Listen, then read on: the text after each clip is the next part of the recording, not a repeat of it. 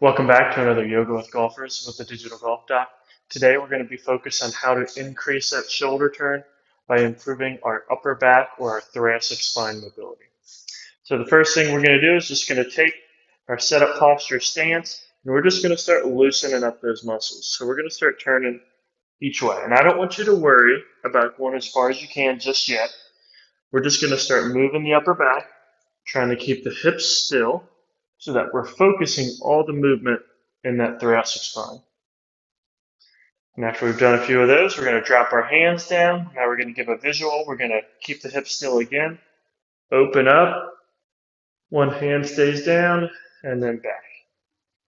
Open up. So we're going back swing for our right-handed golfers, down swing for our left-handed golfers. And again, we want to keep the hips relatively still here. We're going to start moving them on the next exercise. We're going to go 5 times the other way. Now you can take your head with you and help you turn, but we're going to keep the hips pretty still. Focus the movement in the upper back. You should probably already start feeling it up there. And one more. Good. Now if you need to come in out of position, shake it out for a second, go ahead. But when you're ready, we're going to drop back down. This time we're going to let the hips and everything move. Hand stays down, big open, and then back down. Big open, and then back down. So we're going to go 5 each side. You do want to keep that one hand facing straight at the ground. That's going to ensure that the movement's coming from your upper back and we're just not moving our shoulders instead. And our last one. We'll go the other way. And again, if you need to stand up for a second, shake it out, because this is actually a little bit of a low back stability exercise too, because you've got to be able to maintain that setup posture for an extended period of time. Now, if that bothers your back, that's probably a good sign that low back stability is something you need to work on. Okay, next we're going to go into an A-frame twist. So what we're going to do, get it a little bit wider than shoulder width apart. We're going to take our forearm, pinch it between our knees, hand starts down at the ground, open up as far as we can, and reach back down to start. Open up, reach back down to start. And again, we're focusing on that spot in our thoracic spine, our upper back, right between the shoulder blades. That's what you should start feeling. Now you might get a little bit of your obliques in there too, because they're one of our main limits to upper back rotation. And again, feel free to take your head with you. Make sure you're maintaining a nice stable breath here. Shouldn't be getting out of breath, but it shouldn't be zero effort either. Last one. Good. We're going to drop down to the mat. We're going to go onto one knee. Go here, one leg forward. And again, I like to bring my hands up here again. I'm going to rotate as far as I can one direction, and then the opposite way. Now, by our feet and hips stabilizing us on the ground, we're really making that upper back, those oblique muscles work.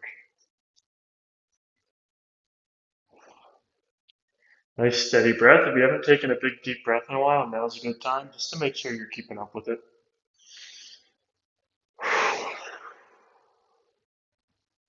After this one, we're going to go forward, switch our legs, and turn again. Now, if this bothers your knee, get a rolled up towel or a yoga block. Drop it under your knee in case it's uncomfortable kneeling, and you can still get through these exercises just as well as I can. Good, 2 more turns. A little bit of a balance work here too. And last one. Good. Now, we'll drop down to both knees. We're going to bring our hands onto the ground. We're going to rock back onto our hips, just as far as you can go comfortably. We'll take one arm. I'm going to take my arm away from the camera, drop my forearm on the ground. Other arm on top of my head. And I'm going to rotate here. And what this does is our forearm stabilizes one side of our shoulder and upper back. Rocking back into our hips is going to take our low back out of the equation. which means the only thing left to move is going to be your thoracic spine. One more. Good. Now, we're not going to go to the other side just yet. Now we're going to bring an arm straight. We're going to take the arm that was just on the back of our head. We're going to swing it through, reach. You can let the elbow bend, drop the shoulder down to the ground, and come back open. Now, what you can do is you can go back and forth, or what I like to do a lot, take some of that pressure out of the opposite side hand, drop my arm and head down, and kind of sink into that shoulder joint. Now I'm getting a big stretch right across the back of my shoulder. I feel it all the way from the back of my shoulder, where my arm is, to my upper back and right between my shoulder blades. And we'll go through for a few more repetitions. Try and use some of that motion we've just gained.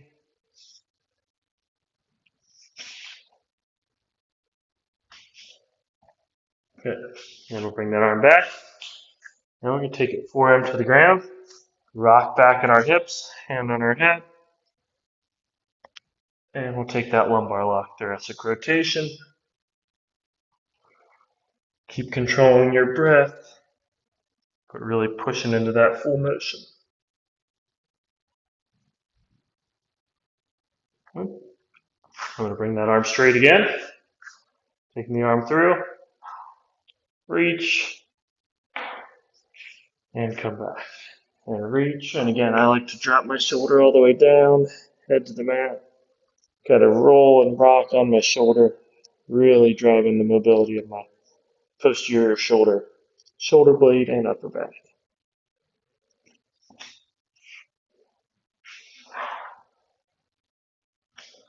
And again, this is huge for a bigger shoulder turn. And the bigger shoulder turn is one of the best places we get more power in the golf swing. It's also one of the things that keeps us golfing the longest because it takes a lot of pressure off your lower back. And we know that's a pretty common problem for most golfers. Okay. Next, we're going to make our way back up to our feet. We're going to finish with the movement we started with.